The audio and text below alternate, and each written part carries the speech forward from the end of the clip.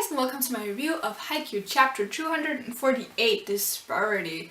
Another great chapter. I read this one in class and I was like really trying to keep a straight face and not quite succeeding, so I should probably stop doing that, but but yeah, I really enjoyed this chapter, and also a lot more confident in the fact that Karasuno would win this match purely because the chapter more or less, I think it actually started off with, I don't remember the exact order, but I think it started off with those two people we've seen in the seance a lot, saying that, oh, of course Karasuno will lose. And I mean, that just made it like 99.9% certain that Karasuno will win, because usually when you have that kind of, oh, they'll definitely lose, and not like a slight bit of maybe they could be a challenge, then usually the underdogs, they win. Of course, I can't be certain because we did this as well with the first Seijo match, like the first official Seijo match, and they were like, oh, Karasuno has no chance, and would you know they lost. So of course I can't be entirely certain because you can't trust Haikyuu. Haikyuu will stab you in the heart, I told you this last time, but I am pretty sure they will win now. But that, again, I can't be completely sure, which is what makes this match quite sense. But yeah, I really liked also just, we had, again, the kind of the repeat we had with Shiro Torizawa, where everything about this team is just overwhelming. Like, it's not just their skill level, but it's also their cheerleaders. Like, they have an entire orchestra and cheerleaders cheering them on, and they're just, like, deafening the whole stadium just with their cheers because it's so loud, and you just have Daichi yelling to people just, ah! That was funny though. I really like when Daichi goes out of his really calm dad mode and just goes angry mode. I really like that. But yeah, overall, I think this chapter was really simple. We also had the bit in the beginning where the captain of the... I'm just gonna find the name of the team because this team, unlike the other one, I feel like is important and we're gonna meet them again. I got into the wrong... I clicked on My Hero Academia by mistake. Oops. What was the... They were called Inarizaki. Inarizaki. I'm probably gonna forget that a couple of times, but let me just like remember that for a second. Inarizaki High School. Inarizaki Koko. Yeah. Their captain was interviewed in the beginning of the chapter, and I really like the bit where you have Hinata and Yamaguchi like freaking out in the background, being like, oh my god, what should we do if they start interviewing us? And then you just have Tsuki being like, they don't care about you. And then the best part was when they kept being like, oh my god, what would we do? Let's do the peace signs. And then you have Tsuki just be like, idiots. And Yamaguchi's like, no, he scolded me as well. That was amazing. I really like that. And I've said it before, I really like Yamaguchi and Hinata's interactions. I think that's like, their friendship is just really precious. I love it so much. But yeah, I think this chapter was held together very well by character interactions.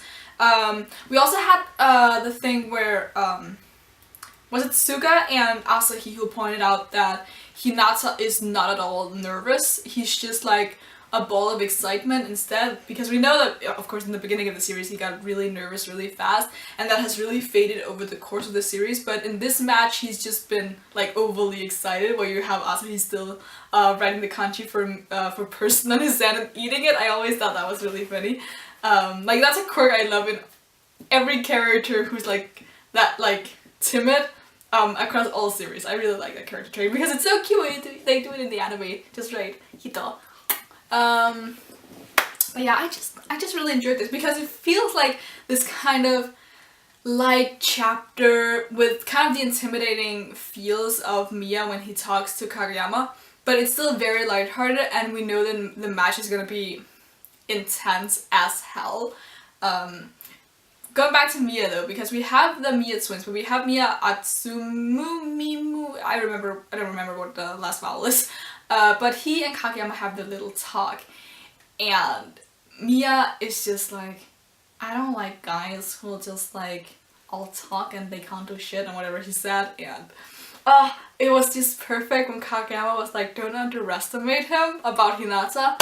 Oh my god, I love that so much because it's such a contraction to what what they were in the beginning, where Kageyama was like, I'm gonna do everything by myself because I don't trust you at all, and you just have athletic ability but you can't do anything about volleyball and you're just utter shit.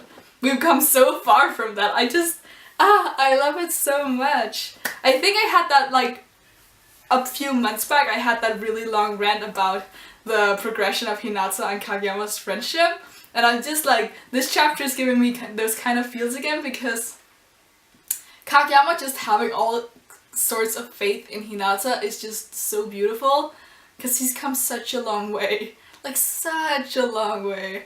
It's just amazing. Wow, yeah, that's just, it warms my heart. And I'm really interested in seeing this team, because we don't really know, like, they were hyped up last chapter, but then again in this chapter they were like, oh my god, the year prior they were the third in the Inter High, and this year they were second in the Inter High, so they're one of the favorites to win. Dun dun dun. So yeah, they're really getting hyped up here, but I feel like, yeah, I feel like Karasuno is going to win. Yeah, I really have a feeling, and I have a feeling the MVP of this match will be Tanaka, because we had that really great scene where he meets with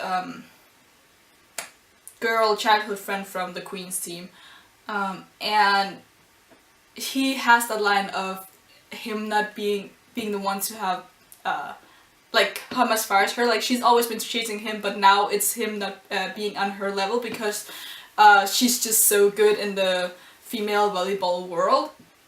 So he's just all kinds of determined at this point, and Tanaka is the future ace of the team. I think that's pretty much accepted in the fandom, that when the third years eventually retire, Tanaka is going to be the ace.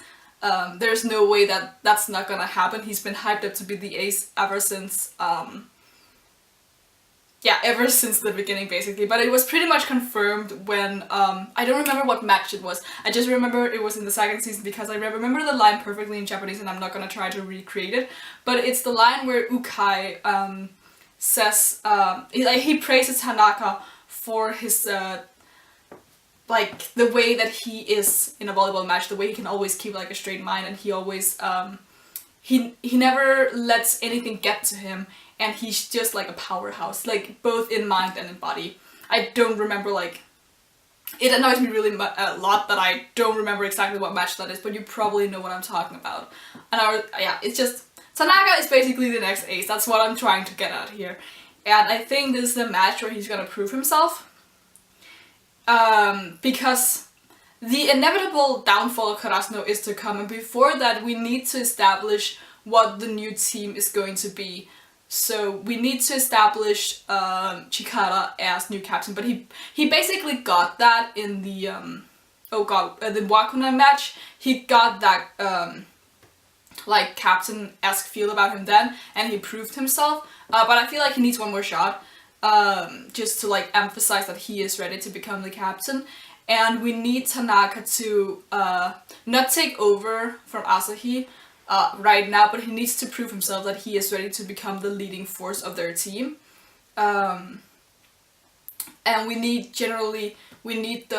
maybe not the first years, but we need the second years to step up, so that when the third years do retire, we have someone for each of their role, because we need we have kind of the Daichi type in Chikara, but he's kind of different from that. But we need the supporting mother type we have in Suga, who can in a different way support and encourage the teammates, because like really Daichi and Suga are like the parents of the team, whether you ship it or not. They are the parents of the team and they're taking care of all of them, so they need kind of those people to take care of them. I feel like the forgotten 2 years, the forgotten second years,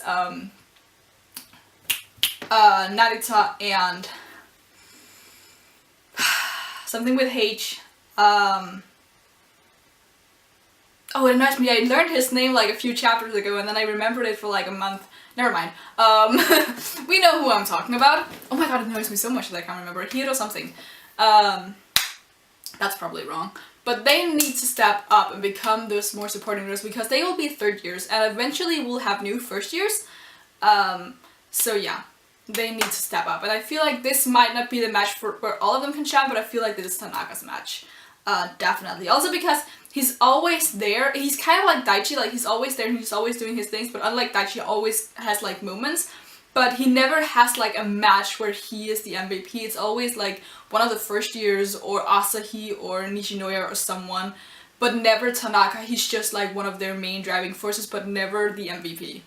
So yeah, I think this could be the match where he is that. Probably alongside Kageyama and Hinata as well, because with the thing with the Miya twins, or just Miya Atsumu. But yeah, Tanaka definitely is gonna have this match. I think. Yeah, I'm gonna start rambling now because it's quite simple. So mostly these reviews are very like speculative, and just kind of what I want to happen and stuff. But yeah, I think they make for fun discussions, and we can talk in the comments. So yeah, leave a like if you like anything that I had to say, leave your thoughts in the comments below, and you can subscribe if you want to have more of these talky Haikyuu videos. And until next time, bye!